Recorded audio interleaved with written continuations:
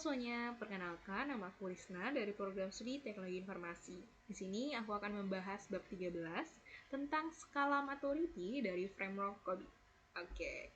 Nah, di sini kita udah masuk nih ke bab 13 yang membahas skala maturity dari framework coding-nya. Kenapa sih topik ini harus kita bahas? Memang penting. Nah, ini penting banget ya, guys. Karena kita akan belajar bagaimana sih organisasi atau perusahaan itu mengukur kematangan atau kesiapan IT-nya, serta bagaimana sih kita dapat memberi nilai atau rate dari nilai strategis ini secara maksimal dan efisien pastinya. Yang pertama kita harus mengetahui dulu nih, apa sih maturity model? Nah, maturity model atau model kematangan adalah suatu alat ukur atau indeks untuk mengetahui suatu organisasi sejauh mana sih kemampuan mereka dalam mengelola teknologi informasinya. Nah, model ini biasanya berasal dari framework COBIT, nah yaitu framework global yang digunakan untuk tata kelola dan juga manajemen IT.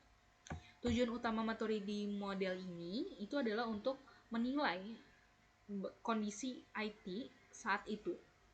Nah, terus mengidentifikasi nih kesenjangannya juga. Nah, dan merencanakan perbaikan atau update untuk mencapai target kematangan tertentu. Nah, jadi model ini nih sangat berpengaruh nih karena pengelolaan IT ketika belum matang atau belum sesuai itu kan menyebabkan resiko yang sangat tinggi, entah dari anggaran kah atau dari manfaatnya kah. Nah, jadi harus benar-benar dinilai gitu. Lanjut ke level-level skala maturity. Nah, di sini kita akan membahas level-levelnya. Dalam skala maturity ada 6 tingkatan dari versi COBIT, ya. Yang pertama level 0 atau non-extensive atau tidak ada pergerakan sama sekali. Nah, tidak ada proses di proses ini, tidak ada pengakuan bahwa proses ini diperlukan. Nah, jadi nggak ada bergerak sama sekali. Gitu. Level 1 ini initial, artinya awal dan tidak teratur. Masih menerapkan tetapi tidak beratur gitu. Nah, jadi si IT ini dilakukan secara reaktif. Jadi tanpa pola dan juga prosedur yang benar gitu. Jadi keberhasilan tergantung dengan orang yang melakukannya. Entah hoki mungkin ya bisa dibilang kayak gitu. Level kedua ini ada repeatable. Nah, artinya dapat diulang. Nah, di sini sudah ada pola, artinya sudah ada struktur pada IT-nya. Tapi masih minim untuk dokumentasinya atau hasilnya dan kestabilannya dan belum efisien. Lanjut masuk ke level 3. Ini ada definite atau terdokumentasi dan terstandar. Nah, di sini IT-nya sudah didokumentasikan, distandarkan dan disosialisasikan. Jadi IT ini udah mulai bekerja nih sebagai sistem yang terintegrasi dengan lain, bukan hanya berjalan sendiri gitu. Enggak. Jadi mereka udah mulai terintegrasi satu sama lain. Di level 4 ini ada manage. Nah, ini sudah masuk ke proses terukur dan terkontrol. Nah, di level ini si IT biasanya udah diukur nih dengan indikator yang sesuai dan dipantau, diawasi oleh pihak IT-nya juga secara rutin. Dan juga mereka dikendalikan melalui kebijakan formal yang sesuai dengan panduan. Yang kelima, ini ada optimize. Nah, di sini udah optimal dan berkelanjutan atau skala jangka panjang.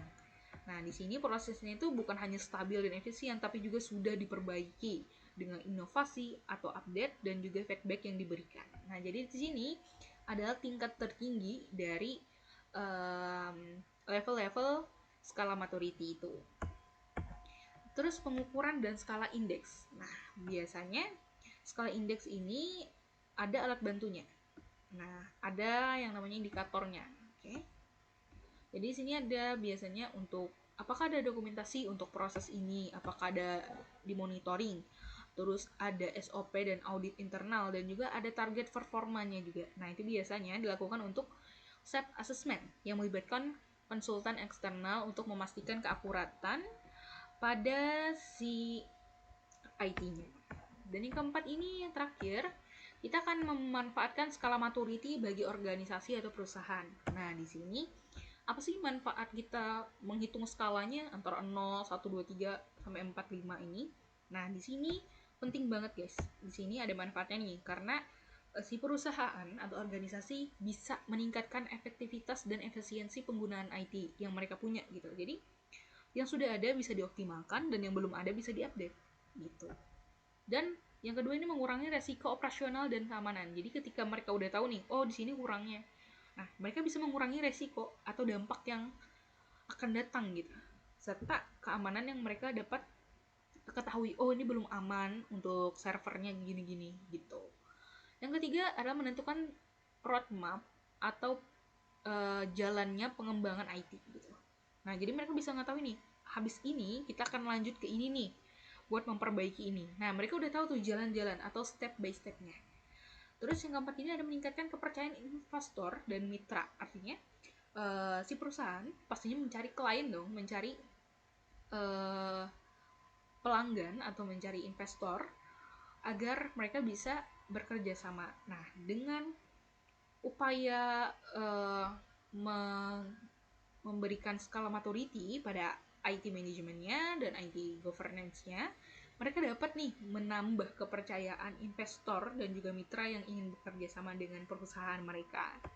Nah, jadi ini skala maturity atau model maturity ini juga mendukung strategi jangka panjang karena perusahaan atau organisasi itu bisa melihat gitu ke depannya mereka itu gimana gitu. Artinya bisa mengukur kemajuan mereka gitu dari waktu ini sampai waktu yang akan datang. Jadi kesimpulannya gini. Jadi skala maturity adalah alat ukur untuk kematangan proses IT-nya. Dan skala maturity ada 6 level, dari 0 extend sampai optimize. Dan juga COBIT membantu organisasi atau perusahaan memahami nih posisi mereka udah di mana, apakah mereka udah benar atau belum. Nah, dan merencanakan perbaikan atau update. Dan yang keempat ini ada evaluasi berkala. Nah, ini sangat penting nih bagi tata kelola IT-nya untuk terus berkembang dan adaptif dengan zaman karena udah digitalisasi ini sangat cepat, jadi harus dilakukan pengecekan, pengawasan setiap rutinnya. Oke, itulah yang aku bisa sampaikan. Semoga kita memahami apa itu skala maturity bagi COVID ini dan juga kita dapat menambah wawasan dan kita bisa mengamalkan ilmu ini di dunia nyata. Oke, terima kasih. Wassalamualaikum warahmatullahi wabarakatuh.